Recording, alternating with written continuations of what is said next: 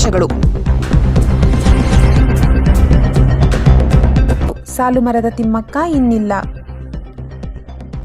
ಅರಸೀಕೆರೆಯಿಂದ ಹಾಸನಕ್ಕೆ ಹೋಗುವ ಮಾರ್ಗದಲ್ಲಿ ಅಪಘಾತ. ಇಂದು ಕರ್ನಾಟಕ ರಾಜ್ಯ ಸಹಕಾರ ಮಹಾಮಂಡಲದ ಆವರಣದಲ್ಲಿ ಸಹಕಾರಿ ಧುರೀಣ ಬಿಎಸ್ ವಿಶ್ವನಾಥ್ ರವರ ಪುತ್ಥಳಿ ಅನಾವರಣ.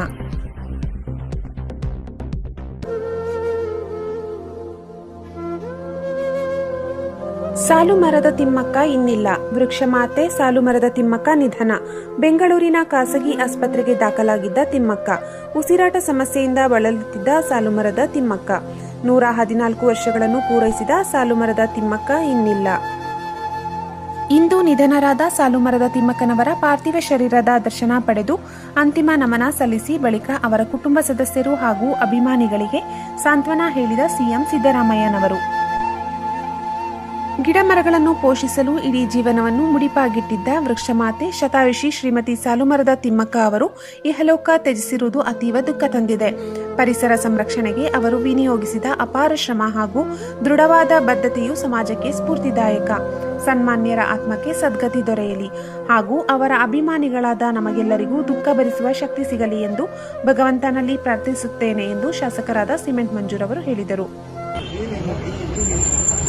ಭಾರತದ ವೃಕ್ಷ ಮಾತೆ ಕರ್ನಾಟಕದಲ್ಲಿ ಲಕ್ಷಾಂತರ ಮರಗಳನ್ನ ನೆಟ್ಟು ಪರಿಸರಕ್ಕೆ ಅವ್ರದೇ ಆದಂತಹ ಕೊಡುಗೆಯನ್ನು ಕೊಟ್ಟಿರ್ತಕ್ಕಂಥ ಸಾಲು ಮರದ ತಿಮ್ಮಕ್ಕ ವೃಕ್ಷ ಮಾತೆ ಅಂತ ಏನ್ ಕರೀತಾರೆ.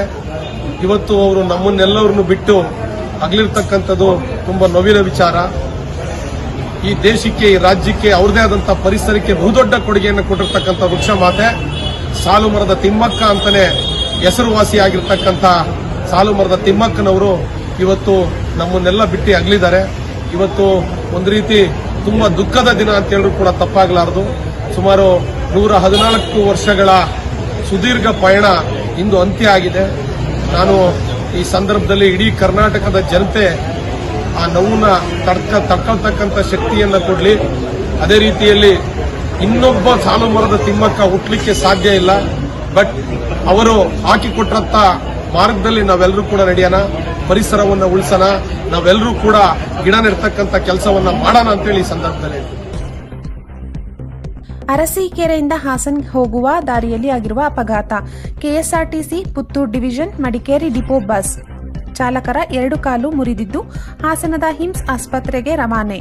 ಆಂಬ್ಯುಲೆನ್ಸ್ನಲ್ಲಿ ಹಾಸನ್ 11/2025 ಸಮಯ 12 ಗಂಟೆ.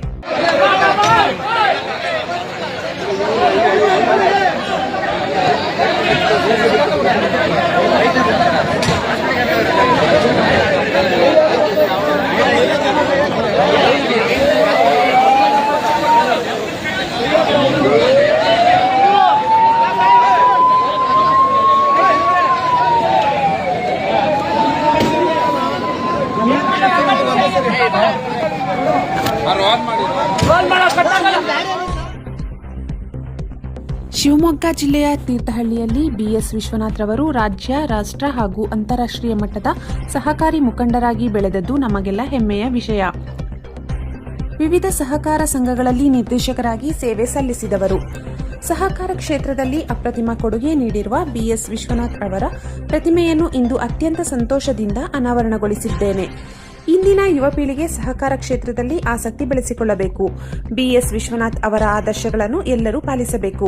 ಸಹಕಾರಿ ಧುರೀಣರಾದ ಜಿಟಿ ದೇವೇಗೌಡರು, ಸೋಮಶೇಖರ್, ಷಡಕ್ಷರಿ, ಎಚ್ಎಂ ರೇವಣ್ಣನವರು ಸೇರಿದಂತೆ ಎಲ್ಲಾ ಸಹಕಾರಿಗಳು ಬಹಳಷ್ಟು ಶ್ರಮವಹಿಸಿ ಕೆಲಸ ಮಾಡುತ್ತಿದ್ದಾರೆ.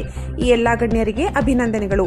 ಇಂದು ಕರ್ನಾಟಕ ರಾಜ್ಯ ಸಹಕಾರ ಮಹಾಮಂಡಲದ ಆವರಣದಲ್ಲಿ ಸಹಕಾರಿ ಧುರೀಣ ಬಿಎಸ್ ವಿಶ್ವನಾಥ್ ರವರ ಪುತ್ಥಳಿಯನ್ನು ಅನಾವರಣಗೊಳಿಸಿ ಮಾತನಾಡಿದರು ಸಿಎಂ ಸಿದ್ದರಾಮಯ್ಯರವರು.